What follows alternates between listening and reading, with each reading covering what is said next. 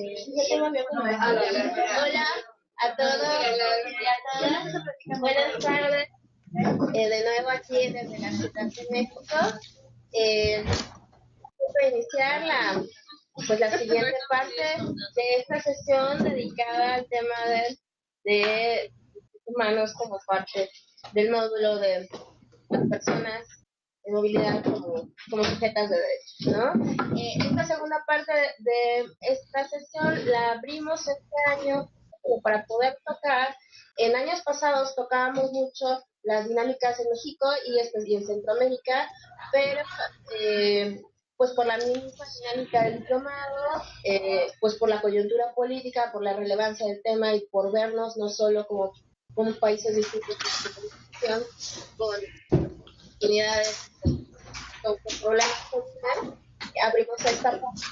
De aquel lado de la pantalla tenemos a Esmeralda Flores. Ella es nacida en Tijuana,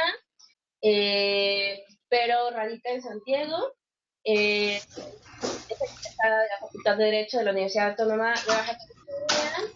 Tiene una especialidad en Migración Internacional por el COLEF de Tijuana. Actualmente es integrante de ACLU, la American Civil Liberties Union, en la sede de San Diego, en el área de derechos de migrantes y asuntos binacionales. Pues muchas de nosotros conocemos a ACLU, especialmente por las últimas demandas que ha ganado en contra del Ejecutivo en Estados Unidos, pero pues ACLU tiene muchas más áreas de acción y nos va a explicar con mucho más profundidad Esmeralda. De aquel lado, muchísimas gracias Esmeralda por estar con nosotros. Bienvenida a esta sesión. Y bueno, ya viste que ahora tenemos a más de 300 personas conectadas, ya sea aquí en la Ciudad de México, conectadas en línea o en sedes remotas.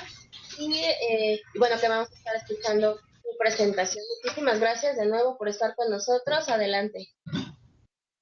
No, al contrario, muchísimas gracias a ustedes por la invitación. Y otra vez, de nuevo, mi nombre es Esmeralda Flores. Yo trabajo para la ACLU, o la Unión Americana de Libertades Civiles, pero ACLU por sus siglas en inglés. Entonces, no sé si ya están viendo las personas la presentación, entonces, pero mientras, yo trabajo en el área de derechos migrante y asuntos binacionales. Entonces, yo llegué a la organización hace aproximadamente ya casi 3 años. El primer año estuve totalmente enfocada en hacer difusión sobre el Acuerdo López-Venegas, que vamos a hablar más adelante de él a detalle. Y finalmente hice la transición a lo que fue el área de los derechos migrantes y asuntos binacionales. Entonces, como parte de mi trabajo en la organización, lo que hago es realizar varias presentaciones en la comunidad en cuanto a conocer tus derechos o algún otro tema específico, dependiendo la situación en la que estemos. Por ejemplo, actualmente estamos dando presentaciones de DACA, o en su momento estuvimos haciendo presentaciones sobre las órdenes ejecutivas que se firmaron en enero de este año. Y también soy el contacto directo para nuestras colaboraciones con organizaciones tanto de gobierno como de sociedad civil en México. Entonces, sí, ya pasaremos a lo que es la presentación. Entonces, bueno, la ACLU, como mencioné, es la Unión Americana de Libertades Civiles. Básicamente, nosotros somos una organización civil sin fines de lucro. Fuimos fundados en 1933. Es una organización a nivel nacional, pero tenemos oficinas en cada uno de los estados del país. Entonces, yo actualmente estoy basada en la oficina de San Diego, frontera con Tijuana, y nuestra organización, la oficina de San Diego, fue fundada en 1933, mientras que la organización a nivel nacional fue fundada en 1920. Entonces, nosotros realizamos trabajo en favor de la comunidad migrante en Estados Unidos en muchas áreas. Trabajamos tanto en las cortes, litigando ciertos casos estratégicos. También hacemos trabajo en el Congreso, asegurándonos que pasen leyes que protejan los derechos de las personas migrantes y tratando de evitar que pasen leyes que restrinjan estos derechos o que sean discriminatorias. Y finalmente, pues realizamos trabajo también en la comunidad en cuanto a cuestiones de educación sobre sus derechos y cómo hacer valer sus derechos, etcétera, ¿no? Entonces, y básicamente el enfoque de manera muy general de la organización es garantizar que los derechos que otorga la Constitución de Estados Unidos sean disfrutados por todas las personas sin importar su estatus migratorio en el país. Entonces, nada más para darles como una idea de todas las áreas que ha trabajado y que trabaja la ACLU a nivel nacional. Tenemos algunos casos importantes, por ejemplo, el caso Miranda en el 66, que fue del cual se derivó los famosos Miranda Rights en Estados Unidos, que es básicamente lo que vemos en todas las películas y en todas las series de policía sobre el derecho a guardar silencio al momento en que están siendo arrestados y todo lo que digas será usado en tu contra, etcétera, ¿no? Entonces, ese fue un caso que derivó en el 66. También tenemos el caso Loving en el 67, que se refiere a lo que es el derecho de las parejas a contraer matrimonio, de las parejas interraciales a contraer matrimonio. Y también otro ejemplo sería Kirian, que de ese caso surgió el derecho de que el Estado, más bien la obligación de que el Estado proporcione a un abogado cuando la persona no puede costearlo de manera particular. Entonces, la otra es muy importante remarcar que la ACLU trabaja en la cuestión de derechos del migrante porque la Constitución otorga protecciones. Hay algunos derechos constitucionales que aplican a todas las personas sin importar su estatus social o sin importar su estatus migratorio, o sin importar quién es presidente actualmente. Entonces, es muy importante que nuestra comunidad sepa que independientemente de su situación migratoria, hay derechos que ellos pueden hacer valer y pueden exigir. Algunos de estos derechos son 4 que parecen ser pocos, pero en realidad son en realidad son derechos que abarcan muchos campos. Entonces, por ejemplo, tenemos el derecho a la igualdad ante la ley, el derecho al debido proceso, el derecho a la privacidad y el derecho a la libertad de expresión, que son derechos que todas las personas pueden acceder en Estados Unidos o deberían de poder acceder en Estados Unidos. Y aunque parecen pocos, como mencioné, son derechos que bajo los cuales se han logrado la mayor cantidad de libertades en cuanto se trata de proteger los derechos de la población migrante. Nada más un detalle. ¿Podrías avisarnos cada vez que cambies la presentación, por favor? Ahorita no, ¿vamos en la 2 o en cuál? Vamos a empezar las 7. Sí, por favor, avísanos a todos para estar atentos. Gracias. Ok. Entonces, y otros casos particulares que quería mencionar en cuanto a los derechos del migrante es nada más mencionarlos como ejemplos, no voy a entrar en ellos. Por ejemplo, tenemos el caso Hernández, que fue una demanda colectiva en nombre de las personas que estaban detenidas en la ciudad de Los Ángeles respecto a la falta de acceso a la fianza. Entonces, este caso, básicamente el juez dictaminó que las personas no necesitan estar detenidos si no representan ninguna amenaza para la comunidad o algún riesgo de vuelo de que no vayan a cumplir con sus obligaciones en corte o sus próximas citas o chequeos con oficiales de migración. La otra fue Rodríguez, que también tiene que ver con las personas en centros de detención. Básicamente, este caso se establece que las personas no pueden estar detenidas de manera indefinida sin acceso a una fianza. Entonces se determina que el periodo en el cual las cortes deben de proporcionar la audiencia para la fianza es un máximo de 6 meses para que las personas puedan si lo pueden costear, puedan salir en libertad y seguir su proceso, el resto de su proceso en libertad y obtener como muchas más protecciones y seguir trabajando, etcétera, ¿no? La siguiente, tenemos también otro caso que es Ryan, que básicamente es se restablece el derecho de que las personas tengan acceso a un teléfono que funciona y que este espacio donde está el teléfono sea un espacio privado donde las personas detenidas puedan tener conversaciones confidenciales con sus representantes legales, y también para que ellos puedan acceder a estas llamadas en algunos casos de manera gratuita, ¿no? Entonces, en un momento en la historia de la detención en Estados Unidos era extremadamente complicado acceder a un teléfono que funcionara dentro de los centros de detención, entonces este caso pretendía poner cierto remedio a ese obstáculo. En la siguiente, también tenemos el famoso caso de las hieleras, que fue sobre todo en Arizona. Es cuando esto se refiere a la decisión que tomó el juez de decir a Patrulla Fronteriza que tienen que mejorar las condiciones en sus instalaciones, y sobre todo en la mayor parte del estado, que fue algo muy, muy importante porque la agencia ni siquiera estaba siguiendo sus propios protocolos o estándares en cuanto a las condiciones de las celdas en detención. Entonces se les llama hieleras porque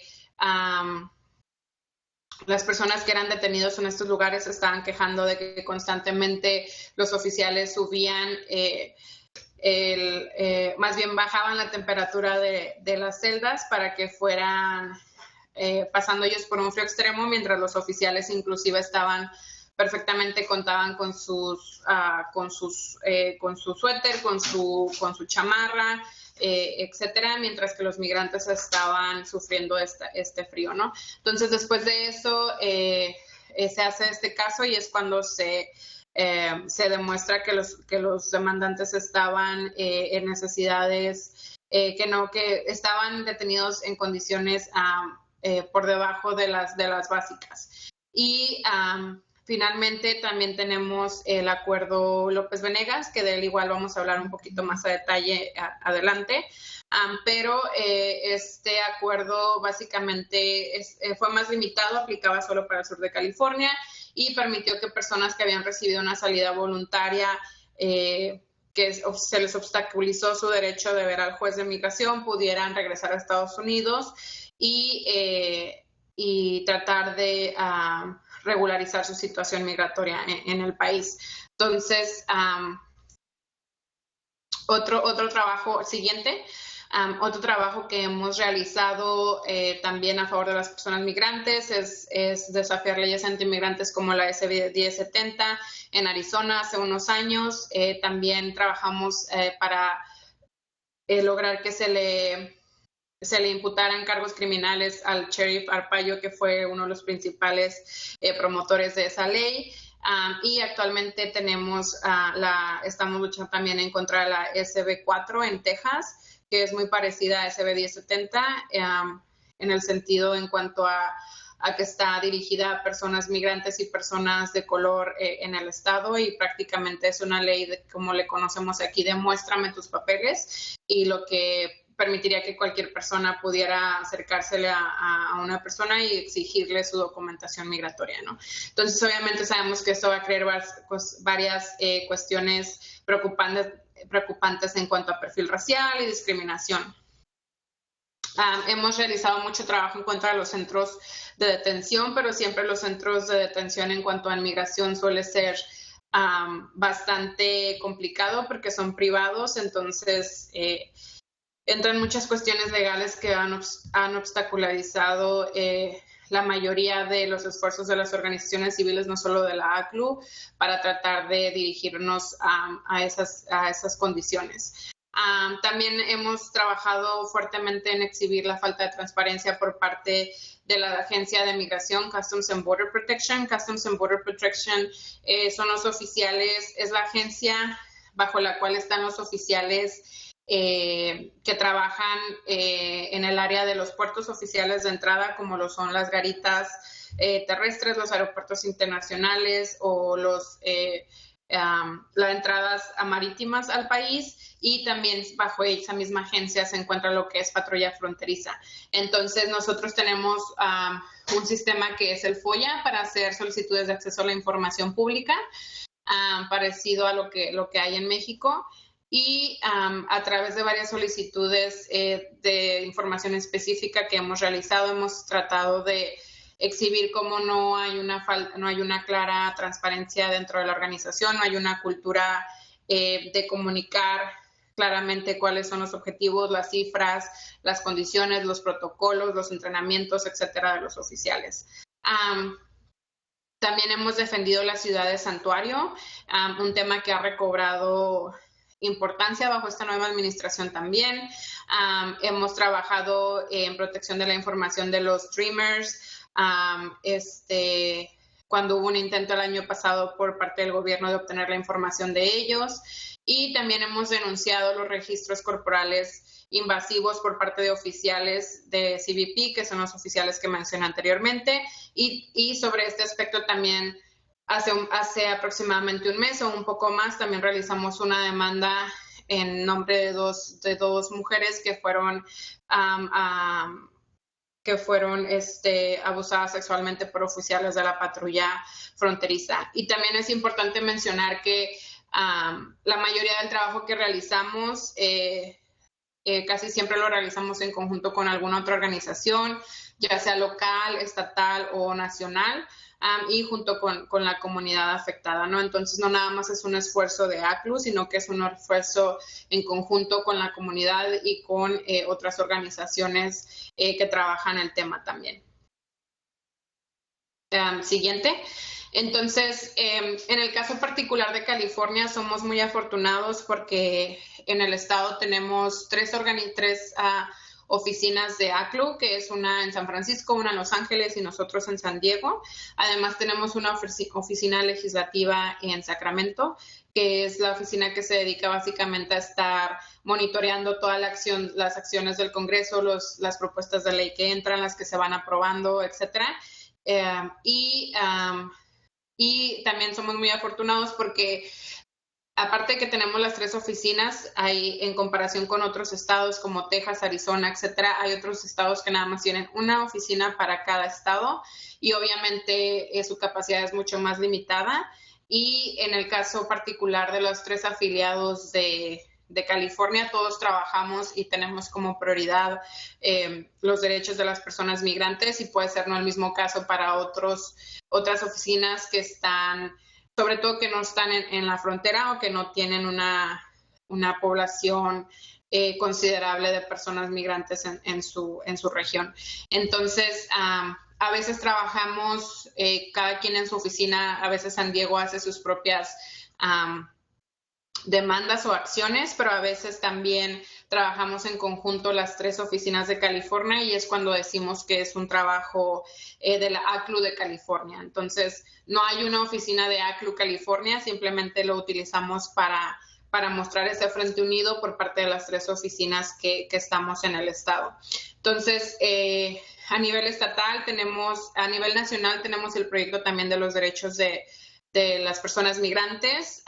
Tenemos el programa de la frontera, que no es un programa formal, pero así le llamamos cuando trabajamos los afiliados que estamos en la frontera, como lo es el de San Diego, como es la oficina de San Diego, la oficina de Texas y la oficina de Arizona. Y aparte en California tenemos los equipos locales, cada oficina tiene su equipo local que trabaja el tema de migrantes, y además tenemos un equipo estatal y tenemos una reunión mensual de estos tres equipos para nada más estar en comunicación y viendo qué es lo que está pasando y viendo las prácticas y todo lo que está pasando en el estado. Y basado dentro de nuestra oficina tenemos lo que es el proyecto de litigio fronterizo, el Border Litigation Project, que es para, básicamente están monitoreando la actividad de Customs and Border Protection, que es la agencia bajo la cual se encuentra Patrulla Fronteriza, y monitoreamos más que nada su acción y revisando que estén actuando conforme a la ley.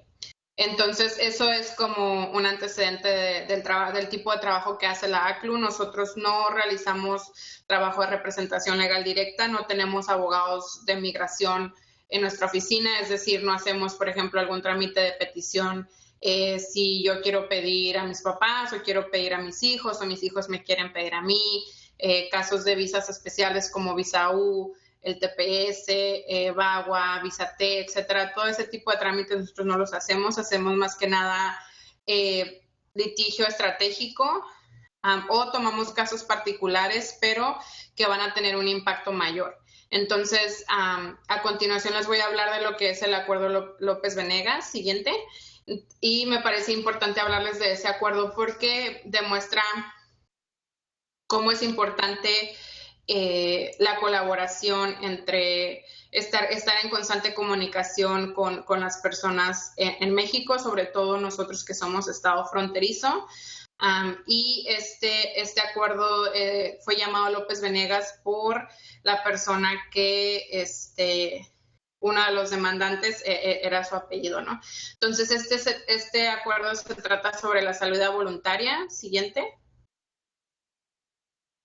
Entonces, la salida voluntaria es un proceso informal por el cual una persona que está detenida acepta salir del país rápidamente para, en vez de tener un proceso formal ante un juez. Entonces, las personas básicamente están renunciando a su derecho de ver a un juez, pero muchas veces no era una decisión informada. Entonces, como podemos saber aquí, la forma de la que estamos hablando, porque hay muchas maneras de salir expulsados del país.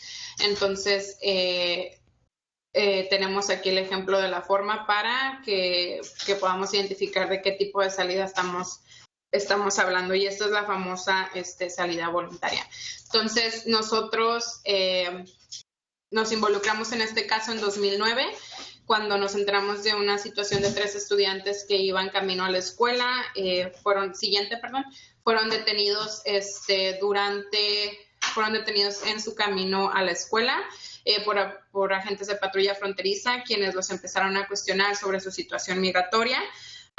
Cuando ellos no pudieron proporcionar los documentos necesarios, patrulla fronteriza los detuvo y en menos de 3 horas los estudiantes ya se encontraban en Tijuana. No habían hablado con sus papás, no habían hablado con un representante del consulado mexicano y no habían hablado con un representante legal. Entonces, afortunadamente, en ese caso en particular, la ACLU junto con otras organizaciones en el estado, pudimos abogar por los estudiantes y lograron regresar de manera administrativa a Estados Unidos. Pero es a partir de este incidente que nos involucramos más en monitorear en cómo estaban aplicando las autoridades de migración la salida voluntaria, porque todos los estudiantes habían firmado una salida voluntaria. Entonces nos dimos cuenta, después de estar monitoreando la situación, que durante años tanto ICE como la patrulla fronteriza habían estado mal informando a todas las personas migrantes acerca de las consecuencias que tiene una salida voluntaria y les habían ocultado alguna información, como por ejemplo no les decían que la salida voluntaria puede tener un castigo de hasta 10 años para regresar al país, y también no les daban copia del documento. Entonces las personas no sabían que estaban firmando, solo estaban confiando en la palabra del oficial, y además los oficiales muchas veces les daban a ellos consejos migratorios, les decían como, mira, mejor firma porque de todos modos tú no calificas para nada, vas a estar detenido mucho tiempo, puedes estar detenido meses o hasta más de un año, y cuando veas al juez de migración, de todos modos el juez de migración te va a expulsar. Entonces es mejor que mejor firmes para que salgas y no pases por todo ese proceso, porque al final te lo van a negar. Había otros casos donde había quejas más fuertes, donde los oficiales inclusive los obligaban a firmar físicamente el documento. Entonces se consiguen el grupo de demandantes para hacer una demanda colectiva, y finalmente en 2013 se hace la demanda colectiva en contra de esta práctica violatoria de derechos y se llama López Venegas contra Janssen, que era la persona en ese momento en inmigración, ¿no? Entonces, algo importante también que cuando estamos haciendo una demanda colectiva, obviamente las personas deben de tener ciertas cuestiones en común y deben de tener ciertos derechos violados en común también. Entonces, todas las personas que habían recibido la salida voluntaria tenían fuertes lazos con el país, no tenían una historia criminal importante ni ningún cargo grave dentro de su récord. Y de haber visto al juez, cada uno de ellos pudo haber calificado para algún remedio migratorio y permanecer en el país. Entonces, finalmente se llega a un acuerdo, en 2014 entre nuestra organización y las agencias entre el gobierno de Estados Unidos para lo que es el acuerdo López Venegas. Entonces, este acuerdo López Venegas tuvo dos partes. La primera fue la clase, lo que nosotros llamamos la clase, y la segunda fue las reformas al sistema. Entonces, la primera, lo que es en cuanto a la clase, permitía que las personas que estaban más o menos en la misma situación que los demandantes originales pudieran pasar por un proceso de revisión para que el gobierno los aceptara de nuevo y pudieran reingresar al país. A pesar de que nuestro acuerdo fue muy limitado porque solo aplicó para el sur de California, ni siquiera aplicó en todo el estado y no fue un acuerdo nacional, de todos modos fue muy importante porque muy rara vez el gobierno acepta que una persona que ya ha sido expulsada del país pueda regresar. Entonces, esa fue la parte de la clase. Entonces, estuvimos buscando, todo tenía tiempos límites, entonces estuvimos buscando por casi un año a personas que calificaran. Tuvimos que hacer una búsqueda a ciegas, era como buscar una aguja en un pajar, porque el gobierno no nos quiso dar nombres, no nos quiso dar números, no nos quiso dar nada para poder facilitar nuestra búsqueda para estas personas que habían recibido una salida voluntaria, y también los requisitos para calificar eran complicados porque las personas tenían que haber recibido la salida voluntaria entre el 1 de junio del 2009 y el 28 de agosto del 2014, que fue cuando se cerró el acuerdo. Entonces, fue muy complicado porque teníamos personas que recibieron la salida voluntaria antes de esa fecha o después de esa fecha. Entonces, la segunda parte del acuerdo tuvo que ver con lo que fue cambiar estas prácticas violatorias de derechos. Siguiente. ¿Sí están viendo la que dice reformas al sistema? Sí. Ok. Entonces, la segunda parte, que fueron estas reformas al sistema, son cosas que parecen muy básicas, pero sin embargo Migración no las estaba respetando. Entonces, lo que se establece es que los oficiales no deben de presionar, ni coaccionar, amenazar o intimidar a una persona para que firme la salida voluntaria. Tampoco que deben de proveer información sobre la salida voluntaria de manera solo oral, sino que deben proporcionarles un documento escrito que las personas puedan revisar y debe estar en un idioma de su entendimiento. También, a pesar de que esto ya estaba establecido bajo otros casos legales, de todos modos se incluyó dentro de las reformas que tenían que garantizar el uso de un teléfono que funcione para que las personas pudieran obtener servicios legales. Y también debían crear una línea 100% gratuita donde las personas pudieran marcar y les iban a dar la información sobre las consecuencias de firmar una salida voluntaria. Siguiente. Y básicamente el propósito de incluir estas reformas al sistema, que parecen muy básicas, era asegurar y establecer que este tipo de violaciones ya no pasaran a personas que calificaban para arreglar su situación. Y que las personas sobre todo estuvieran conscientes de la decisión que estaban tomando en cuanto a la salida voluntaria. Entonces, algo que me gustaría también aclarar es que el acuerdo, la demanda no fue en contra de la salida voluntaria, porque la salida voluntaria muchas veces sí es la mejor opción para las personas, pero en este caso las personas estaban siendo intimidadas, presionadas y se les estaba dando consejos migratorios por agentes de migración que no son abogados en migración, que no están capacitados de ninguna manera para dar ese tipo de consejo legal.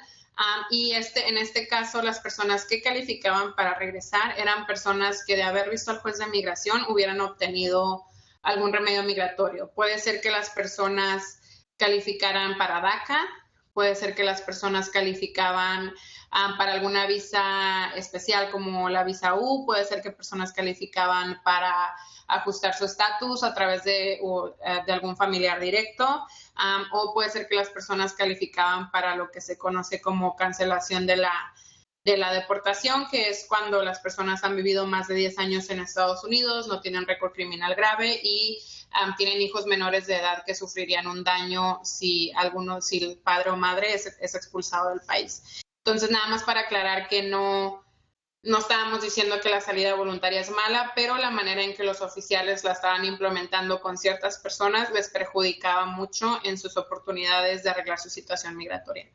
Entonces, finalmente hicimos bastante difusión en México, hicimos alrededor de 20 foros presenciales. En muchos estados obviamente estuvimos en la frontera, lo que fue Tijuana, Tecate y también en Ensenada, en el estado de Baja California. Estuvimos presentes en Guadalajara, estuvimos presentes en Guerrero, en Chiapas, en Oaxaca, en Ciudad de México, en Puebla, en el estado de México, etcétera. Colaboramos mucho con lo que fue con organizaciones civiles en México y algunas instituciones de gobierno como lo fue la Secretaría de Relaciones Exteriores y la Comisión Nacional de Derechos Humanos. Además, también como en California tenemos una gran población de personas que no hablan español ni inglés, también hicimos campañas publicitarias en otros idiomas. Y pues fue un proceso de casi un año, fue menos de un año el tiempo que tuvimos para que nos dio la Corte para hacer la difusión. Y también el tiempo para aplicar tampoco se dejó abierto indefinidamente, entonces también tuvimos solo dentro del mismo periodo de la difusión, tuvimos un periodo de alrededor de 6 meses también, o 3 meses, no recuerdo bien, para hacer todas las aplicaciones ante el gobierno de los Estados Unidos. Entonces, siguiente, el primer grupo que calificó para regresar bajo el Acuerdo López Venegas regresó el 25 de agosto del 2015. Aquí podemos ver algunas fotos. Una de las chicas, la chica que está a la derecha, en la esquina superior, ella calificaba para DACA y sin embargo los oficiales no la dejaron aplicar, no la dejaron en libertad, de todos modos la expulsaron del país. Y este es el momento, en la foto central es el momento en donde ellos van ingresando de nuevo a Estados Unidos. Siguiente. Y estas son otras fotos de otros grupos de personas que también lograron regresar a Estados Unidos. Y algo muy curioso que también nos encontramos durante este acuerdo fue que como nosotros empezamos a hacer la difusión en 2015 y había personas que ya habían sido expulsadas desde 2009, muchos de ellos y ellas ya habían formado una vida en México también. Entonces, muchos de ellos tuvieron que tomar la decisión de regresar con la familia que habían dejado en Estados Unidos y dejar a la familia que tenían en México porque el acuerdo solo incluía a la persona, no incluía a hijos, ni a dependientes, ni a cónyuges, ni a nadie más, solo a la persona que fue directamente afectada por la salida voluntaria. Y muchos de ellos tuvieron que tomar esa decisión. Algunos decidieron regresar a Estados Unidos, algunos decidieron permanecer en México y finalmente logramos que regresaran alrededor de 86 personas, a pesar de que más personas calificaron. Y también pues ese fue como el resultado del acuerdo, ¿no? Entonces, siguiente, ahora bajo la nueva administración hemos tenido bastantes desafíos en cuanto a la protección de los derechos de las personas migrantes y voy a empezar por hablarles un poquito sobre las órdenes ejecutivas que firma el presidente a finales de enero. Entonces, nada más para aclarar lo que es una orden ejecutiva. Una orden ejecutiva no es una ley, no pasa por el proceso formal ante el Congreso de Estados Unidos para convertirse en ley, sino que simplemente es una directiva que es escrita y firmada por el presidente de los Estados Unidos y solo puede tener efectos en cuanto a operaciones del gobierno federal, no de los gobiernos estatales o locales, solo aplica para cuestiones federales. Es muy importante también mencionar que la orden ejecutiva no puede hacer dos cosas, no puede ir en contra de lo que ya está establecido en la Constitución de Estados Unidos y no puede ir en contra de leyes federales que ya han sido aprobadas por el Congreso. Si se considera que la orden ejecutiva es inconstitucional, entonces es cuando puede ser invalidada por las Cortes. Y la otra manera en que una orden ejecutiva puede ser eliminada es cuando el nuevo presidente o otro presidente que esté a cargo decida eliminar las órdenes ejecutivas de presidentes anteriores. Entonces, se han firmado bastantes órdenes ejecutivas. El día de hoy nada más les voy a hablar de dos que tienen que ver con la migración interna de Estados Unidos. Siguiente. Entonces vamos a hablar de lo que es las órdenes de seguridad fronteriza y control migratorio. La segunda sobre la que fue llamada aumentando la seguridad pública en el interior de los Estados Unidos. Y la tercera que fue la famosa prohibición musulmana, que fue la que tuvo generó mucha interés público porque entró en efecto de manera inmediata y fue cuando hubo todo este caos en los aeropuertos alrededor de Estados Unidos. Entonces, básicamente, la primera orden ejecutiva, la de seguridad fronteriza y control migratorio, ordena la creación del muro en la frontera sur de Estados Unidos con la frontera norte de México. Termina la política que había regido a migración de catch and release, entonces ya no había obligación o discreción para que los jueces pudieran determinar cuando una persona merece como el beneficio de ser detenido, de no estar detenido, perdón. Pretende aumentar en 5,000 la cantidad de agentes de patrulla fronteriza. Ordena el reporte ordena la creación o la redacción de un reporte de fondos y recursos que Estados Unidos ha proporcionado a México en cuestiones migratorias. Ordena que regrese el programa 287G, que es un programa donde se le autoriza a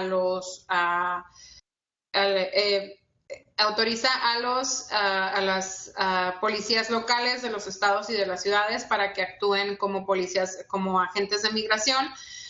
Programa que ya había estado antes vigente en Estados Unidos, pero ya muchas jurisdicciones habían decidido no participar porque era muy problemático, y también pretende detener el fraude en las solicitudes de asilo, ¿no? Siguiente, la segunda orden ejecutiva pretende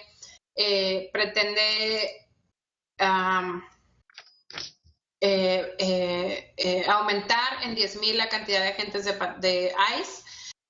Pretende sancionar a las ciudades santuario bajo la amenaza de que les va a quitar fondos federales. Reinstala el programa de comunidades seguras, que básicamente es un programa de colaboración entre las agencias federales y las agencias locales, pero en este caso en cuanto a bases de datos, no tanto a personal, sino a bases de datos electrónicas. También ordena la creación de la Oficina de Atención a Víctimas de Crímenes Cometidos por Personas Migrantes, que es la famosa VOICE, que también fue creada hace, me parece que alrededor de 2 meses. Y lo más preocupante es que aumenta las prioridades de deportación. Esto quiere decir que cualquier persona que ha sido condenada de cualquier crimen, aunque no sea grave, puede ser considerada una prioridad para ser deportada, o personas que han sido acusadas, ni siquiera que han pasado por el sistema penal y por el debido proceso. Cualquier persona que ha sido acusada de un crimen puede ser deportable, y aquella persona que bajo el criterio del oficial de migración es considerada una amenaza para la seguridad pública. Y finalmente tenemos la otra orden ejecutiva, que era la que mencionaba, que fue la conocida como la prohibición musulmana, Básicamente, esta orden suspende el programa de admisión de refugiados durante 120 días y reduce la cuota de 110 a 50,000. Prohíbe la entrada de individuos de 6 países a Estados Unidos, en su mayoría musulmanes, que es Yemen, Libia, Somalia, Sudán, Irán y Siria. Y no aplica esta orden. Lo que pasó fue que se hizo una orden ejecutiva primero, incluía a 7 países y aplicaba para personas que tenían residencia o la famosa MICA o la Green Card, y a personas que tenían doble ciudadanía. Entonces se hace una demanda, las cortes las declaran inconstitucional. Semanas después hacen la versión 2.0, como le llamamos nosotros, y ahora eliminan a uno de los países, y ahora sí dicen explícitamente que esta orden ejecutiva no afecta ya a las personas que tienen residencia permanente o que tienen doble ciudadanía, y también ya daba un plazo para entrar en efecto el 16 de marzo, pero ambas órdenes ejecutivas fueron declaradas inconstitucionales. La ACLU fue parte de las organizaciones que lucharon en contra de esta orden ejecutiva, y esta fue la orden ejecutiva que causó mucha conmoción porque entró en efecto, la firmó un viernes por la tarde y 1 o 2 horas después ya había gente atorada en aeropuertos internacionales que ellos iban en su vuelo camino a Estados Unidos cuando esta orden ejecutiva fue firmada. Entonces fue por eso que causó también mucha conmoción, porque nunca habíamos tenido algo que entrara de manera, que entrara en efecto de manera inmediata y que sus efectos se vieran pudiéramos ver sus efectos de manera tan inmediata también. Entonces, después de estas órdenes ejecutivas, se crearon unos memorandos de implementación por parte también de la nueva administración que ponen fin a ciertas protecciones a menores migrantes. Más que nada pretenden expandir la capacidad para la detención de migración, eliminan, como mencioné anteriormente, la discreción de los jueces de inmigración para tomar ciertas decisiones, y crean la expansión de la remoción o deportación expedita. Entonces, la remoción o deportación expedita es otra forma por la cual una persona puede ser expulsada de Estados Unidos. Anteriormente aplicaba dentro de las 100 millas del país. Si nos imaginamos el mapa de Estados Unidos y le hacemos un borde de las 100 millas que tienen con Canadá, 100 millas de la frontera con México, 100 millas de ambas costas, este y oeste, todo ese borde de 100 millas es donde puede actuar patrulla fronteriza. Mientras que ICE puede actuar, tiene jurisdicción a nivel nacional. Entonces, esta remoción expedita o deportación expedita aplicaba dentro de ese borde de 100 millas nada más, y para personas que fueron detenidas dentro de esas 100 millas, y para personas que no podían probar que estaban en el país más de 14 días. Entonces, en la nueva administración, bajo este memorándum de implementación, se expande, ya aplica a nivel nacional, ya no solo en las 100 millas, ya es a nivel nacional, y es para personas que no puedan probar que han estado en el país por más de 2 años. Entonces, ¿qué es lo que hemos visto a partir de la nueva administración? Básicamente aumentaron casi en un 40% las detenciones de las personas, y también, sobre todo, en personas que no habían tenido cargos, hubo un aumento para personas que no habían tenido cargos criminales en sus antecedentes. Entonces hubo un aumento, se arrestaron a más de 41,000 personas en los primeros 100 días de la nueva administración, y eso refleja un aumento del 37.6% en comparación con el mismo periodo de tiempo en el año anterior, que fue 2016. Entonces, ¿qué podemos esperar de todo esto? Básicamente, va a haber muchísima más colaboración entre las agencias de seguridad pública, tanto estatales y locales, con las agencias federales de inmigración. Pensábamos que iba a haber un incremento de redadas en los lugares de trabajo, que afortunadamente no lo hemos visto.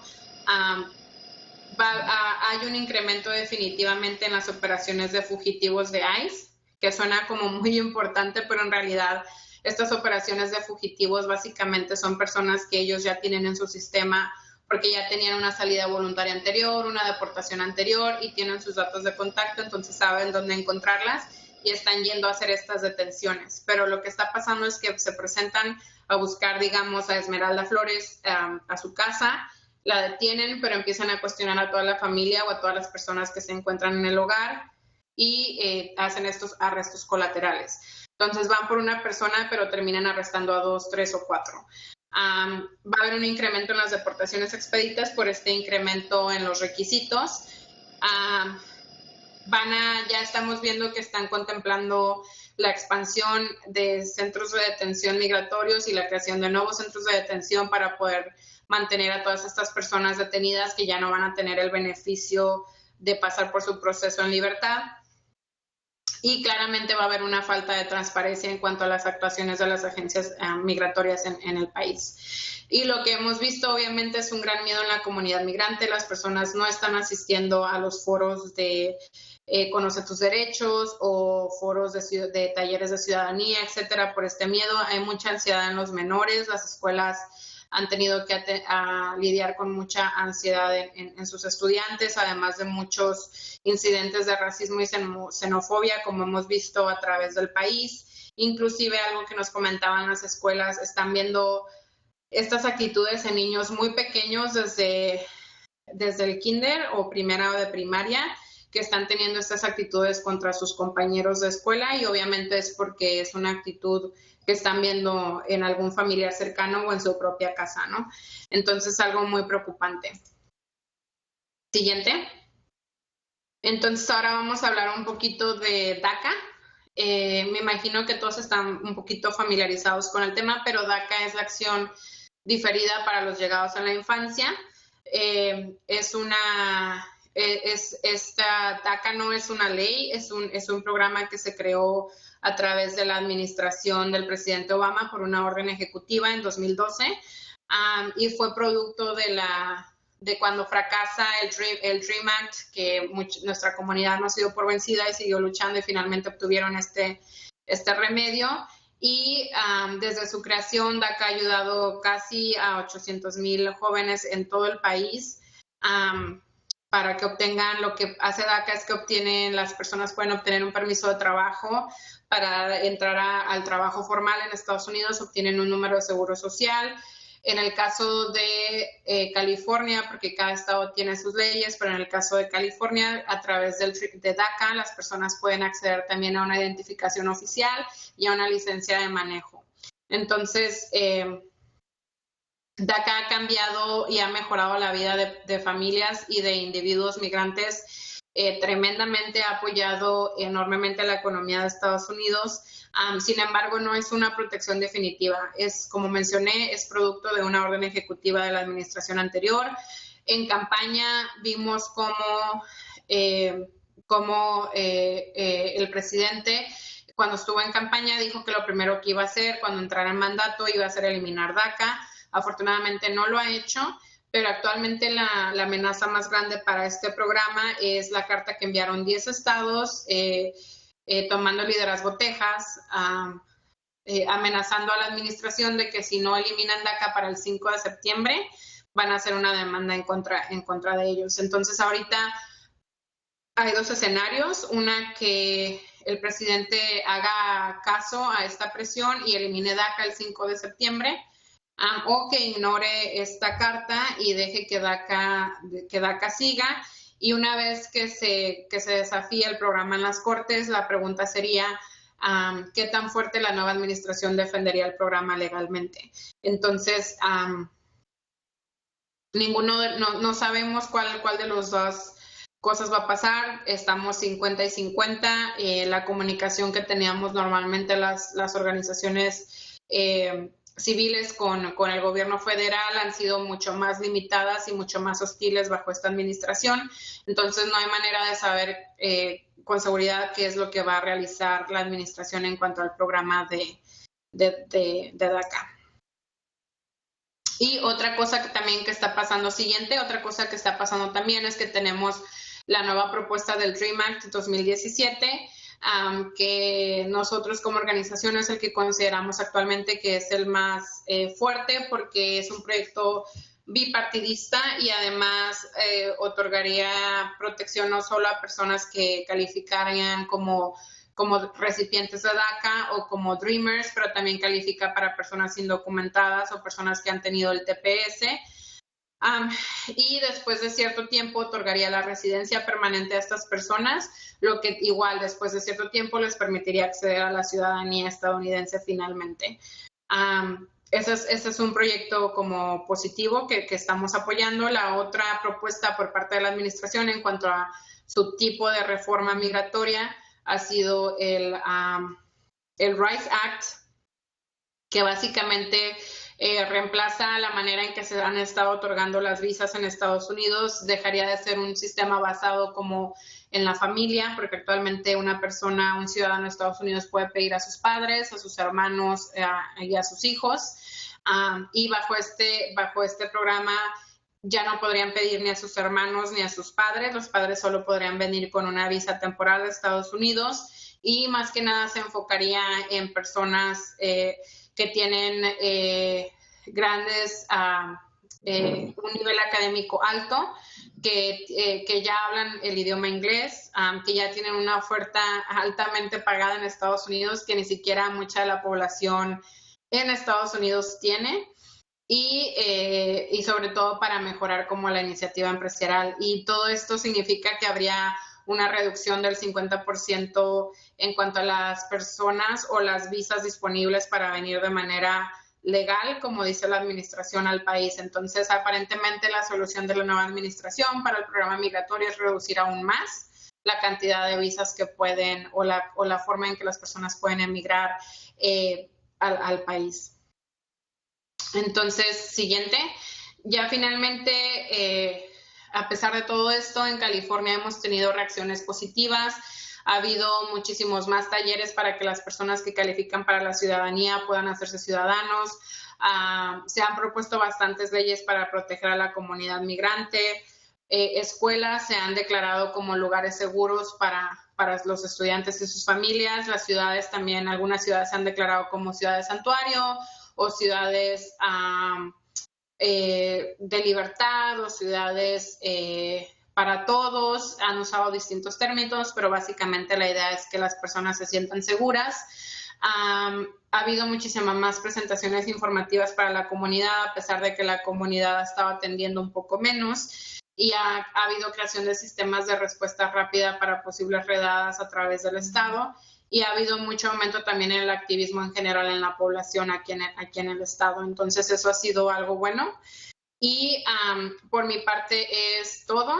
En la siguiente diapositiva pueden ver mis datos por si desean contactarme con todo gusto.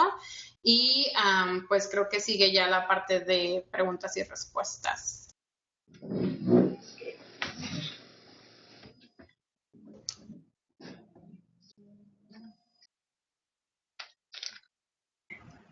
Muchas gracias, Esmeralda. Se nota que yo no soy la que manejo esto, ¿verdad? Bueno, comenzamos con preguntas. Ya veo que hay varias.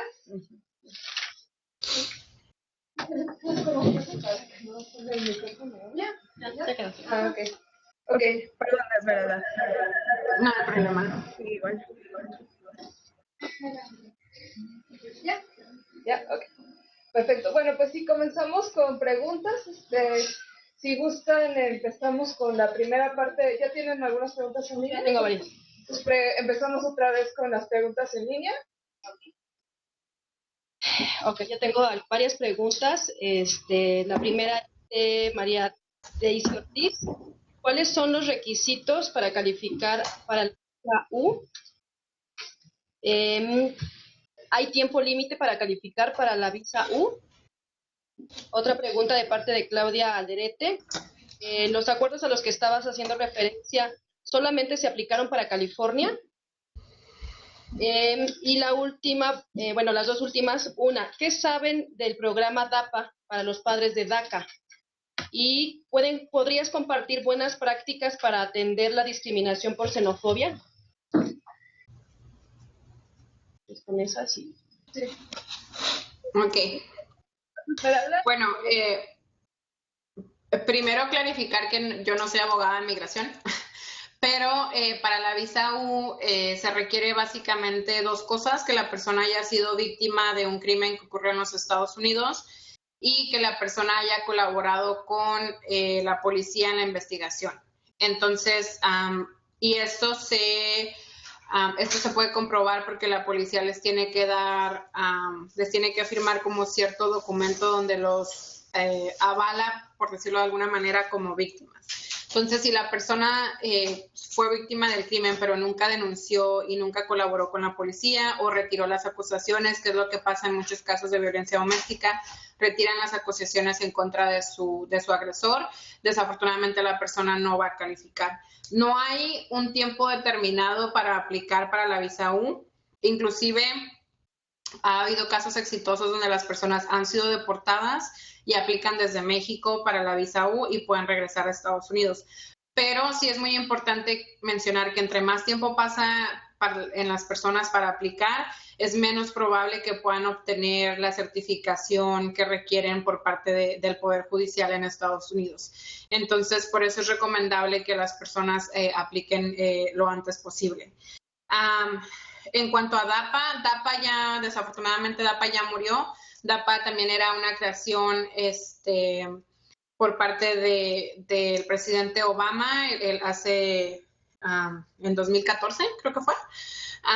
Y esa ya fue desafiada en las cortes en Texas y murió ya la iniciativa en la corte. Entonces ahorita DAPA no es ni siquiera una opción para nadie, ya murió en la corte. El acuerdo que yo mencioné de López Venegas, ese sí aplicó solo para el sur de California, pero ya cerró el periodo de aplicación, entonces desafortunadamente si había una persona que calificaba, pero no aplicó dentro del tiempo, ya no va a poder regresar. En cuanto a los otros casos que mencioné como ejemplos, no todos eran de California.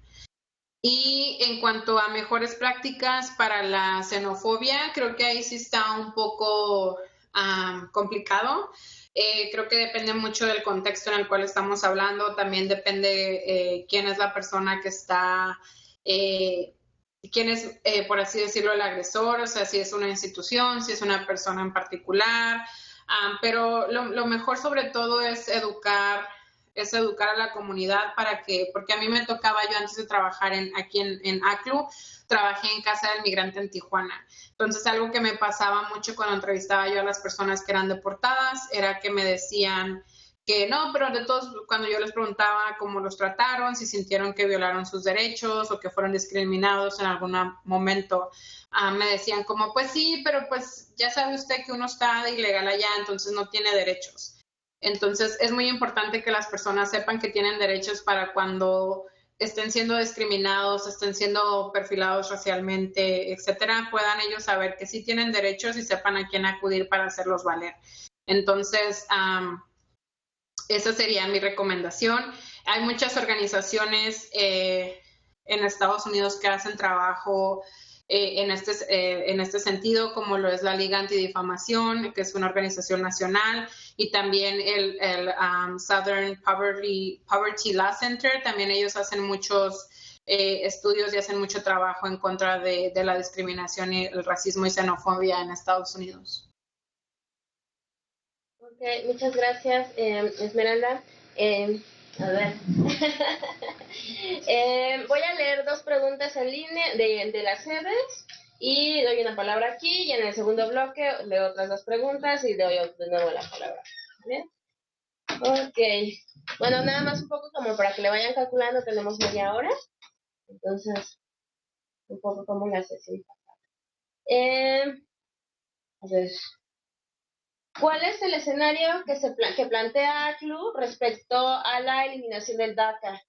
El 5 de septiembre, un poco ya hablaste sobre eso, pero bueno, ¿cuáles son las estrategias? La segunda pregunta es, en la perspectiva de estas órdenes ejecutivas, ¿podrían ser invalidadas abocándose a la supremacía constitucional?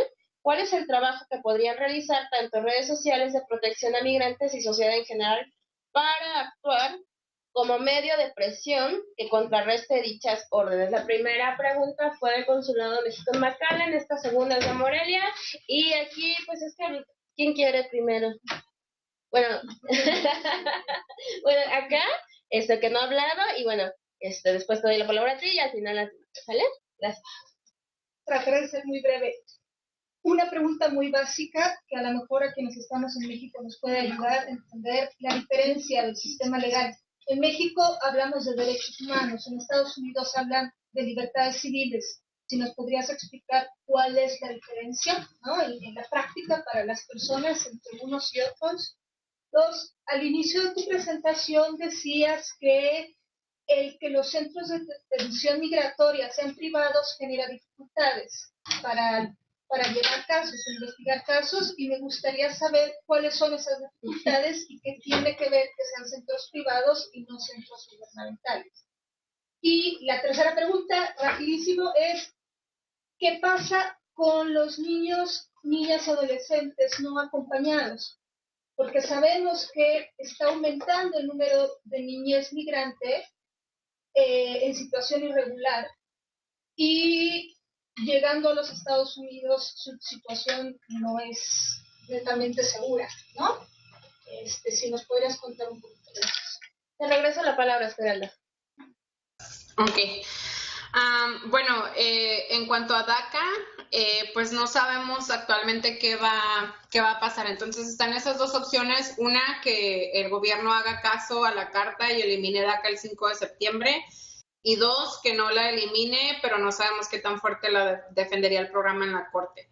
La otra cuestión es que si elimina DACA el gobierno el 5 de septiembre, tampoco sabemos si lo va a eliminar de manera instantánea, como decir, a partir de ahora ya nadie tiene DACA, ya nadie tiene permiso de trabajo, ya nadie tiene número de seguro social, o si va a dejar simplemente que diga, a partir de ahora ya no vamos a aceptar aplicaciones, las aplicaciones que están en trámite ya no se van a procesar, ya no va a haber renovaciones y van a dejar que el permiso de cada persona en individual se vaya venciendo en este periodo que ellos tienen de 2 años, ¿no? Entonces, es lo que llamamos, tendría un final de atardecer, porque se iría terminando poco a poco conforme la población se le vaya venciendo su permiso, o si va a tener un fin drástico el 5 de septiembre. Tampoco sabemos cuál sería la medida que tome el gobierno. Entonces, desafortunadamente, ahorita solo nos queda esperar.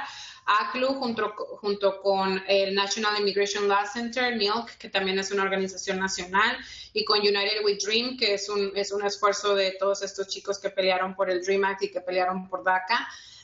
Estamos trabajando en conjunto para tratar de ver cuál es la manera en que mejor podemos proteger DACA, pero sí es un poco limitado porque no es una ley, entonces se derivó de una orden ejecutiva que el presidente puede eliminar sin razón, prácticamente sin razón alguna, ¿no?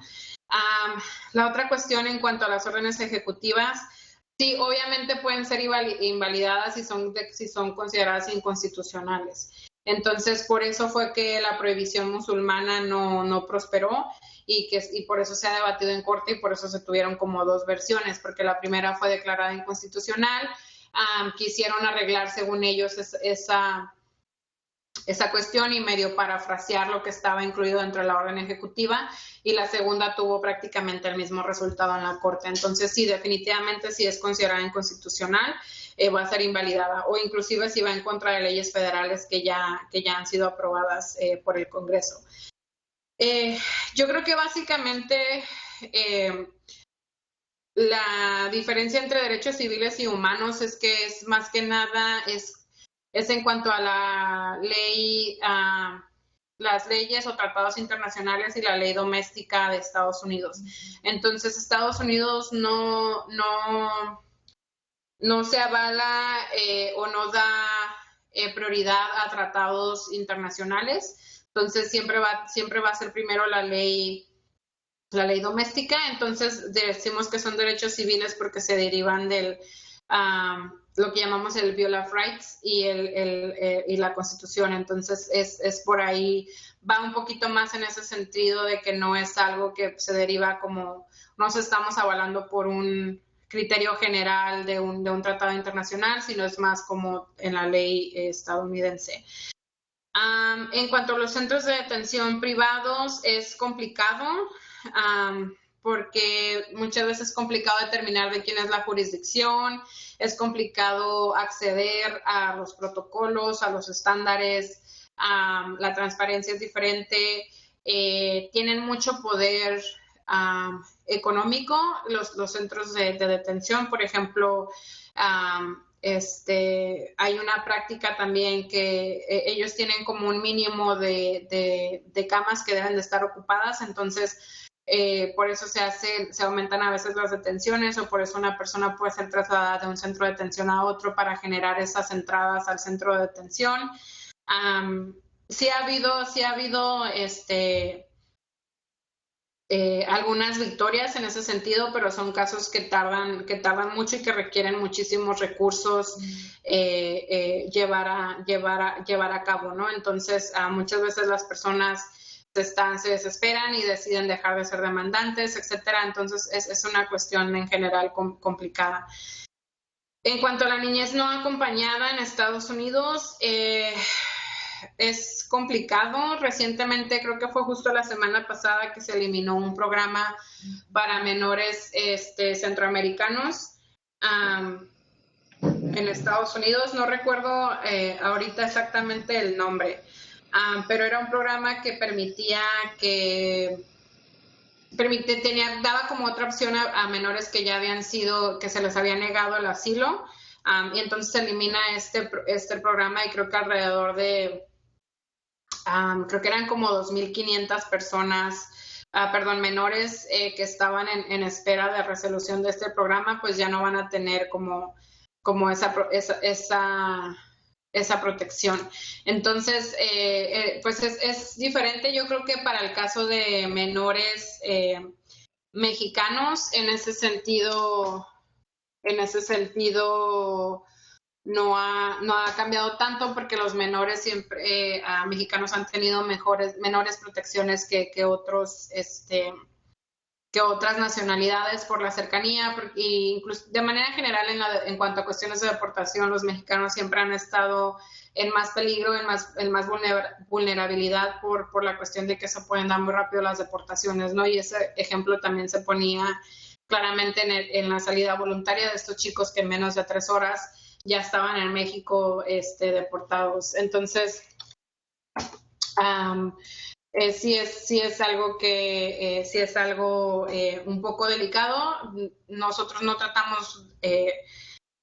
tenemos gran experiencia en cuanto a menores no acompañados. Hay otras organizaciones que trabajan el tema de manera más directa que nosotros. Entonces, la otra cuestión también que se ha visto es que pues se dan en general, se han dado menos, los jueces tienen menos discreción, entonces ya no hay tantos beneficios en este sentido, ¿no? Y la otra cuestión también es que se enviaron más jueces a la frontera para tratar de eliminar este atraso que tiene el sistema migratorio en Estados Unidos, pero muchos de los jueces que se enviaron no son muy favorables a lo que es la población migrante. Entonces muchos de sus decisiones no han sido en favor de las personas para que puedan permanecer en el país. Ok, gracias, Esmeralda. Bueno, tengo aquí varias preguntas en las sedes remotas. Primero, le voy a dar la palabra a la Secretaria del Trabajo y Fomento al Empleo. Adelante, por favor.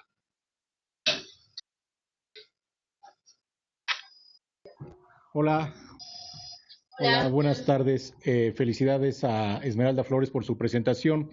Queríamos preguntarle desde la Secretaría si cuando los hijos de inmigrantes deportados son puestos en adopción, tanto en familias americanas como en el sistema foster care, ¿es irreversible la decisión o existe alguna salida legal que permita que puedan regresar con algunos familiares, ya no con los padres deportados, en Estados Unidos? Muchísimas gracias. ¿Es la única pregunta? Sí, es la única. Ok. Bueno, tengo un par de preguntas acá también escritas. ¿Qué hace la CNDH para evitar que las personas deportadas las transporten esposadas de pies y manos antes de que aterricen? Cuando los hijos de migrantes deportados son puestos en adopción a familias americanas, ¿es irreversible la decisión? Esa sería la pregunta.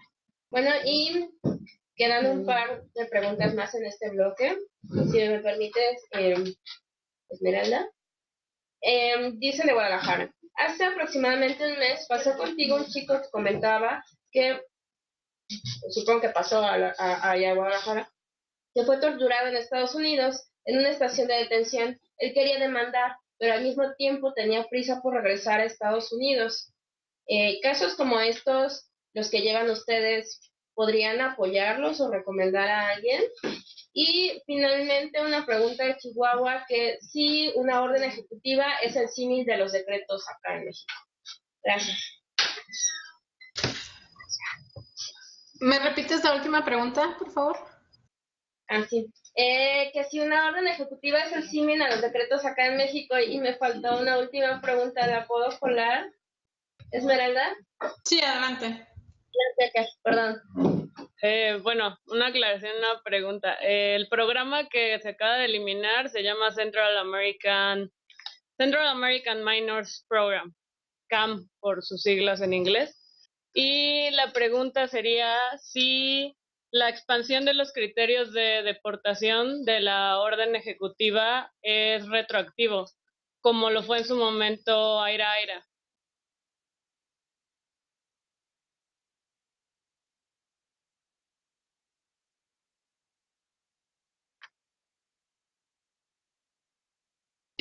Ok.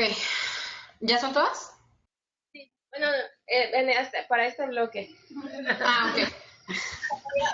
Entonces, ok, primero para la cuestión de los niños, hijos de personas que han sido deportadas y que son dados en adopción en Estados Unidos, no es un tema que en realidad nosotros trabajemos. A mí me tocó, desde ACLU, a mí me tocó en mi experiencia cuando estuve en Casa del Migrante, hacíamos casos de reunificación familiar, entonces nosotros peleábamos porque el sistema de protección infantil en Estados Unidos o el foster care regresaran a los menores con sus papás. Entonces también, obviamente, si los niños son mexicanos y si no hay ninguna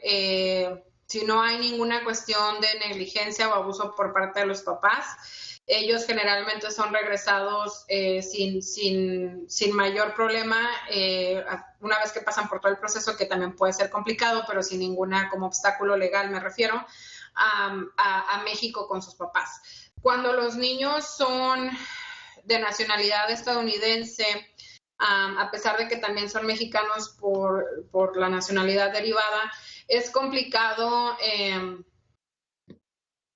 Ahí ya es un poco más complicado porque el gobierno ya toma más en cuenta qué es lo mejor para el menor. Entonces, si hay alguna queja de negligencia o de abuso en contra de los padres hacia los menores, obviamente eso toma un gran papel en la decisión.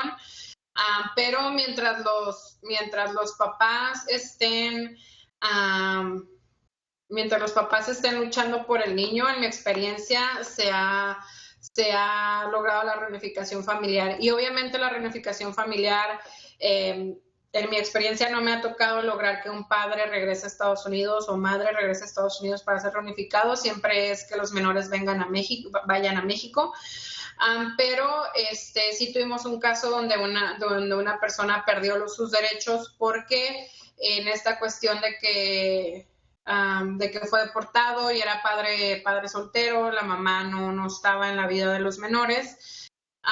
La persona se desespera, deja el proceso a medias con nosotros en Casa del Migrante y nos dice que va a intentar regresar para pelear por su hijo en Estados Unidos. Y ya no supimos nada de él, no supimos si logró cruzar, no supimos si intentó cruzar, no supimos qué pasó, pero meses después nos llegó una carta, bastantes meses después nos llegó una carta a la oficina diciendo que como la persona no había dado seguimiento y no había realizado ninguno de los requisitos que la corte le estaba pidiendo, iba a perder sus derechos como padre. Entonces creo que es una situación que lo podemos manejar caso por caso, y también sobre todo si el niño el niño o niña cuenta con la ciudadanía estadounidense, porque es cuando el gobierno puede interferir más agresivamente, por decirlo de alguna manera. Pero en los casos que nosotros trabajamos, mientras los papás cumplieran con los requisitos que les estableció la Corte y probaran que tenían como un hogar y cómo proveerle a los hijos en México, no hubo ningún problema para su reunificación familiar. Entonces, creo que tampoco hay no estoy segura, pero creo que tampoco hay como un estudio, y si lo hay me lo comparten, en cuanto al número de niños que han sido dados en adopción después de que sus padres han sido deportados. Pero, y también estamos conscientes que en la frontera, por ejemplo, en Casa del Migrante y en Tijuana y otros estados, pues hay más recursos o quizás más conocimiento tanto en la frontera como en quizás Ciudad de México, que en otros estados, que muchas veces las personas no saben a dónde acudir para ayudarles, intentan regresar y quizás no pueden regresar y son detenidos, y quizás estando en detención o estando en prisión pierden los derechos. Uno no sabe, pero en mi experiencia, cuando los papás han pasado por el proceso, mientras no haya violaciones graves de negligencia o abuso, no hay razón para que el gobierno no los regrese si los papás están cumpliendo con todo el resto de los requisitos. En cuanto a la persona que dice que fue torturada en Estados Unidos durante su detención y quiere demandar, igual tendría que asesorar el caso el equipo legal, pero si no es un caso que nosotros podemos tomar y conocemos qué organización trabaja el tema o qué organización le puede proveer ciertos servicios, con gusto obviamente nosotros los canalizamos con esas opciones. En cuanto a la orden ejecutiva y el decreto, no sabría decirte, no estoy tan familiarizada con la figura del decreto en México. Entonces, la orden, lo que sí puedo como nada más como volver a mencionar o enfatizar es que en el caso de la orden ejecutiva es solo para actuaciones del gobierno federal, no es para actuaciones del gobierno locales. Y puede ser eliminada por cualquier siguiente presidente que entre en mandato. Y la otra cuestión es, obviamente, no puede ir en contra de la Constitución. Y lo que pasa en muchos casos con las órdenes ejecutivas, por ejemplo, si el Congreso no quiere, el Congreso no puede nada más cancelar la orden ejecutiva, pero si no quiere que entre en vigor, lo que muchas veces hacen es como limitar el presupuesto. En este caso, si tuviéramos un Congreso que estuviera más a favor de la migración y digan, ok, este presidente quiere hacer el muro, pero pues no vamos a aprobar el presupuesto para que pase el muro. Entonces, no están invalidando la orden ejecutiva como tal, pero sí están obstaculizando su implementación a través de este medio. Entonces, esa es otra manera que tiene el Congreso de tratar de impedir que entren en vigor ciertas órdenes ejecutivas con las que no estén de acuerdo, que quizás no estén violando ninguna ley, pero simplemente no están de acuerdo con ellas o no las aprueban. Es una manera que tienen en muchos casos de tratar de evitar su implementación. En cuanto a la expansión de las prioridades de deportación, si aplican de manera retroactiva, no sé exactamente a qué se refieren con aplicación retroactiva, como a personas que han tenido antecedentes antes de que entrara en vigor esta cuestión, o cómo. Sí, o a las personas que ya son residentes o que tienen una green card, como lo aplicaron con Aira Aira. No, las personas que ya son residentes tienen esa protección, pero obviamente la residencia no es una protección indefinida. También hay cuestiones bajo las cuales una persona puede perder la residencia. Entonces, por eso hay muchos esfuerzos actualmente por lograr que las personas que ya califican apliquen para la ciudadanía, para que estén más protegidas, porque otra de las cuestiones que se manejaron también es cómo van a tratar de verificar qué personas han como abusado de ciertas como beneficios públicos aquí en Estados Unidos. Por ejemplo, si yo soy residente y mi hijo es ciudadano y mi hijo califica para ciertos beneficios, pero directa o indirectamente yo me estoy beneficiando de esos beneficios de mi hijo ciudadano que para los cuales yo directamente como residente no califico. Por ejemplo, en el caso de las estampillas de comida, obviamente pues yo compro el mandado porque mi hijo califica para eso, pero yo también estoy indirectamente beneficiándome porque consumo parte de esas mandado e insumos, ¿no?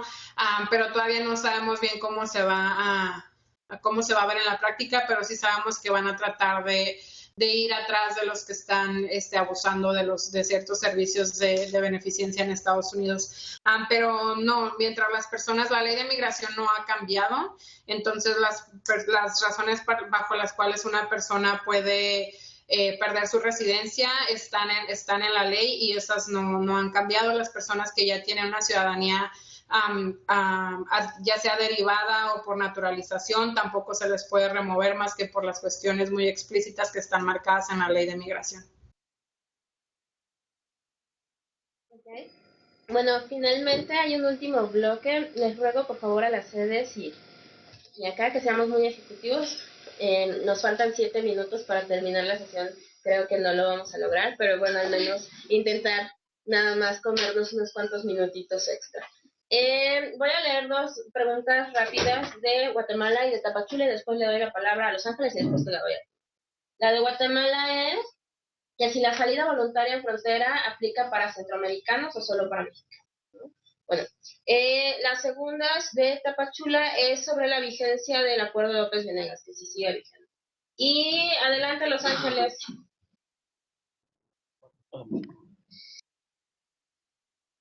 Hola, buenas tardes a todos, ¿cómo estamos? Tenemos una pregunta aquí de la compañera Abril Magaña. ¿Me escuchan?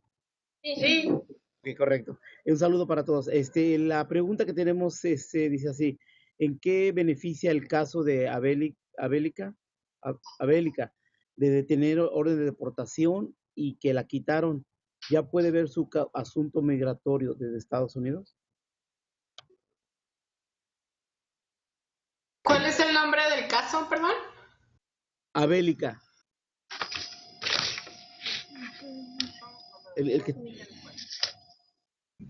El caso de la niña que detuvieron cuando estaba lo de la escuela, presenció la niña.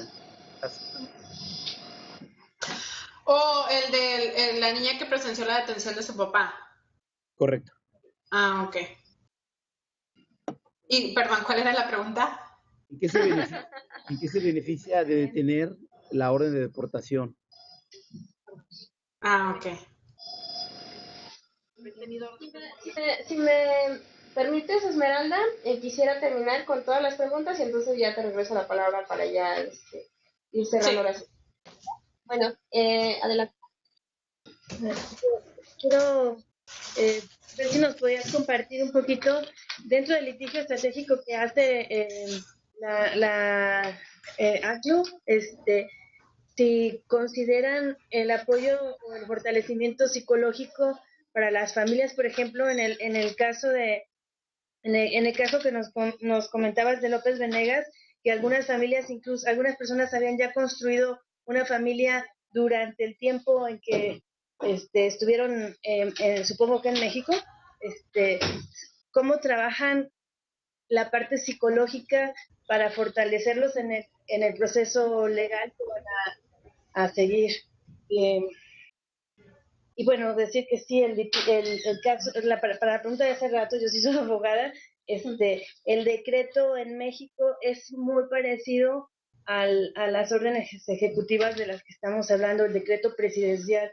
Y bueno, y la otra es el manejo del duelo que tienen como asociación con las personas a las que representan. Si tienen algún aparato o alguna parte de la asociación o los vinculan para procesar el duelo. Gracias. Y finalmente acá en línea había... No, ya no. Bueno, ahora sí, Esmeralda, gracias. Ok, entonces, Ok, la primera era en cuanto a si la salida voluntaria aplica para mexicanos o centroamericanos. La salida voluntaria aplica para cualquier nacionalidad. El acuerdo de López Venegas se enfocó en la cuestión, no sé si, no recuerdo que haya dicho que explícitamente era para mexicanos, pero vuelvo a lo mismo, como México está muy cercano, las deportaciones pueden ocurrir mucho más rápido. Entonces, para personas de otras nacionalidades que han recibido el beneficio de la salida voluntaria, muchos de ellos tienen que esperar en detención más tiempo para esperar que el vuelo sea completado, etcétera, para viajar a su lugar de origen. Entonces, tienen un periodo un poco más de algunos días para tratar de evaluar mejor su situación, o cuál es la mejor opción. Pero en sí la salida voluntaria aplica para cualquier nacionalidad. La única diferencia es que para mexicanos es un poquito más grave en el sentido de que una vez que la firman, en cuestión de horas ya pueden estar en México, mientras que otras nacionalidades tienen que esperar más para que se lleve a cabo el traslado a su lugar de origen. La otra, López Venegas ya no está vigente, las reformas al sistema sí, pero la parte de la clase donde personas pueden aplicar para regresar a Estados Unidos ya no. Las aplicaciones cerraron en diciembre del 2015. Fue la fecha límite para someter aplicaciones. El gobierno se tardaba cierto tiempo, entonces los últimos grupos que estuvieron regresando como beneficiarios regresaron todavía en 2016. El último grupo, de hecho, regresó el 9 de noviembre del 2016, pero no porque siguiera abierto el periodo, sino porque el gobierno fue quien se tardó en procesar sus aplicaciones. Pero ahorita nosotros, desafortunadamente, ya no podemos, si hay alguien que califica, ya no podemos someter las aplicaciones para que regresen a Estados Unidos. La otra, en cuanto al caso, ¿en qué se beneficia una persona de tener la deportación?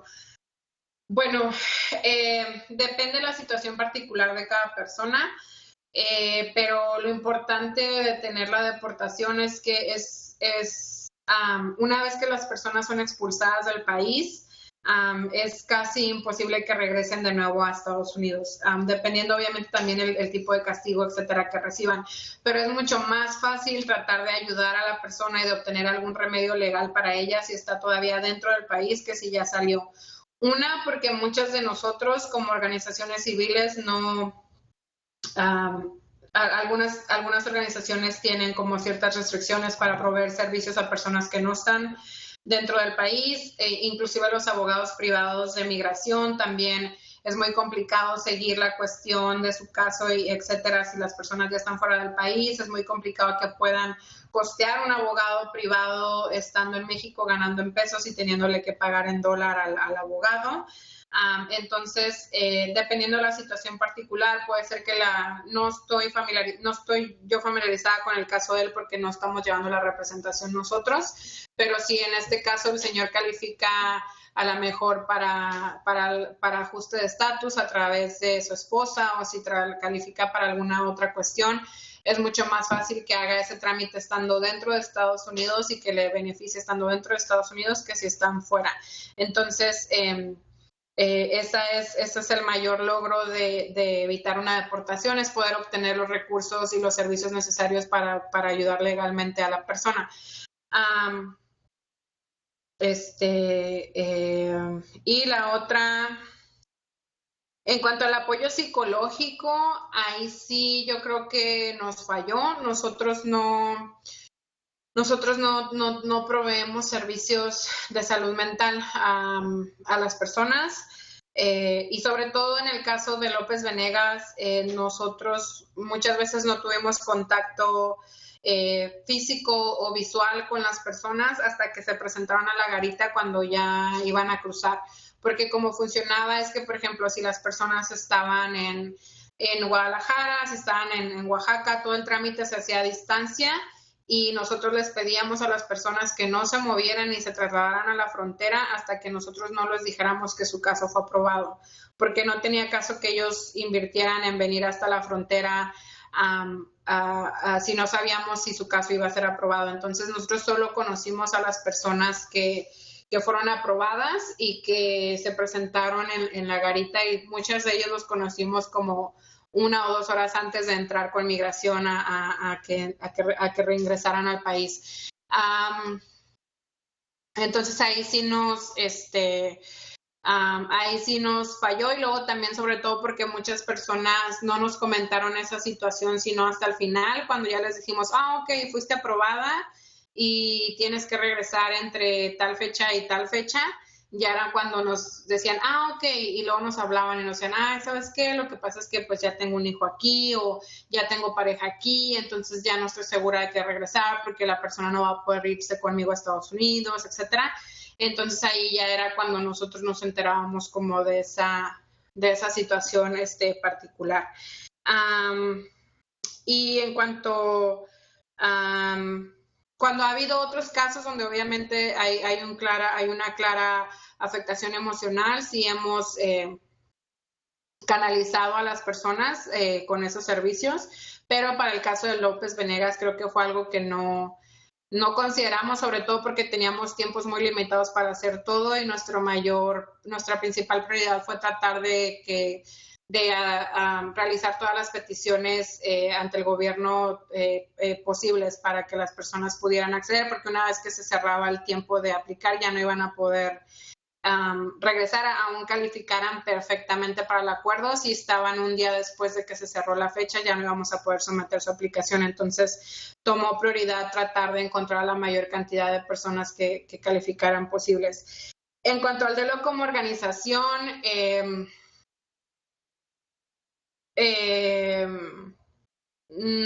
pues sí tenemos algunas acciones. Hemos tenido, bueno, para empezar, como parte del equipo de ACLU tenemos una política en cuanto podemos tomar días de salud mental. Entonces, que son limitados, pero sí tenemos esa opción. También hemos tenido, por ejemplo, talleres de autocuidado y cómo balancear, obviamente, nuestra vida privada con la vida de justicia social, porque a pesar de que pues técnicamente todos tenemos un horario de 9 a 5, todos sabemos que en este trabajo raramente respetas ese horario y raramente respetas fines de semana, etcétera. Y además de que emocionalmente suena como que hacemos un excelente trabajo y siempre ganamos, pero en realidad tenemos muchas derrotas. Entonces, sí es desgastante emocionalmente. Además de esos beneficios, también hemos tenido talleres como de meditación. Sí se hace un esfuerzo por parte de liderazgo de la organización, en cuando ven que no te has tomado días libres y que has estado trabajando mucho, si te dicen como te tienes que tomar un día libre la próxima semana. También nos hacen muchos énfasis en que nos tomemos nuestros días de vacaciones. Y también tenemos como parte de uno de los beneficios también siempre estamos como compartiendo buenas prácticas. Por ejemplo, el otro día alguien mandó una recomendación de un acupunturista y luego de clases de yoga y luego de cosas, ¿no? Y ya en cuanto a lo que se refiere a un tratamiento ya de un poco más en cuanto a la salud mental, de algún tipo de terapia o algo, no lo tenemos como parte como parte proactiva de nuestro trabajo, pero cuando han sucedido, por ejemplo, después de la elección, que fue un golpe duro para nosotros porque sabíamos el trabajo que nos esperaba en la administración y todos sí nos dieron el tiempo de procesarlo, tuvimos conversaciones internas al respecto y en general creo que a pesar de que somos un staff un poco grande, cada quien tiene como su círculo de apoyo dentro de sus propios equipos. Entonces, afortunadamente creo que es un poco, tratamos de balancearlo lo mejor que podemos, pero sí, obviamente, sí es una necesidad, yo creo que en todas las organizaciones civiles y sobre todo en aquellas que trabajamos en cuestiones de justicia social. Pues muchísimas gracias, Esmeralda. Le podemos dar por favor un abrazo. Es una gran sesión, especialmente porque, pues, la mayoría, el 99% de las personas que estamos en el diplomado, pues estamos directa o indirectamente vinculadas a las personas. Entonces, pues es muy ilustrativo lo que tú nos mencionas, tanto la parte pues de las historias como la parte pues de las derrotas, ¿no? Porque es pues nuestra labor cotidiana desde estos diferentes campos de actuar. Pues hay una ventana de oportunidad, tenemos varias organizaciones que trabajan salud mental en California, entonces pues podemos por ahí vincular pues lo que están haciendo ellos con lo que están haciendo ustedes ahí. Y bueno, también invitarlos a nuestras sesiones de autocuidado. El diplomado es súper valioso en su conjunto, pero particularmente las sesiones de autocuidado son muy bonitas. Entonces, bueno, pues vengan. Y pues esperamos que sea el primero pues de muchas, de la primera de muchas otras participaciones que tengamos con ustedes. Sí, claro que sí. Muchísimas gracias por la invitación. Espero que haya sido informativo para ustedes, que no haya sido quizás información que ya habían escuchado en otra parte. Y sobre todo, yo cuando trabajé en Casa del Migrante, yo siempre estaba como molestando a la organización para la que trabajo ahorita con preguntas y cosas. Entonces, en cualquier momento que ustedes consideren que nosotros podemos ser un recurso, si hay pláticas, si hay talleres, si hay información o algo que quieran que proveemos, si podemos hacerlo presencialmente lo haríamos, si no lo podemos hacer de esta manera virtual, etcétera, pero sí, cualquier cosa que ustedes crean que desde ACLU podamos apoyar su trabajo, con todo gusto, por favor, no duden en contactarme. Mis datos están en la presentación, entonces cualquier cosa pues seguimos en contacto. Y muchísimas gracias por la invitación. Muchas gracias a ti. Muchos saludos. Y bueno, antes de cerrar, no se me vayan, tengo varios anuncios. El primero y el más importante es que como hay varias personas que se inscribieron la semana pasada, ya iniciado el diplomado y no pudieron estar en la sección de inducción, o que aunque estuvieron, pues se les sigue dificultando la parte virtual, vamos a abrir un webinar, es completamente opcional, es para quien quiera, pueden ver la sesión grabada, pero la verdad es que va a ser como el ABC de lo que es la plataforma virtual y pues el diplomado en su conjunto, especialmente estas personas que llegan y pues de pronto encuentran 300 personas enfrente, entonces no es tan difícil como uno pensaría. Les van a llegar las invitaciones mañana a través de sus facilitadores y facilitadoras. El webinar, les adelanto, es el viernes a las 4 de la tarde, hora del Centro de México.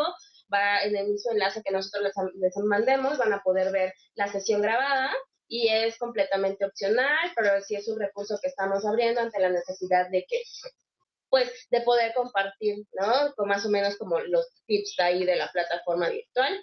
Las presentaciones de esta sesión, tanto la primera como esta, ya está en la plataforma virtual, en la sección de presentaciones. Hay una sección también en la parte central de la plataforma que se llama Evalúa a tu profe. Entonces, por favor, háganlo. Es muy importante para nosotras conocer lo que ustedes están pensando de cada sesión, que sí, que no, cómo. Entonces, porque hay oportunidad de poder como dar golpes de timón y reforzar algunos temas en otra sesión, ¿no? Entonces, bueno, es muy importante, por favor, que sí evalúen a cada uno de sus profes. Finalmente, para las sedes, las listas de asistencia que me pide Vero que se las pida. Y bueno, pues no dejen de participar en el grupo de Facebook, ahí compartan documentos, etcétera. Bueno, muchas gracias, nos vemos el próximo lunes.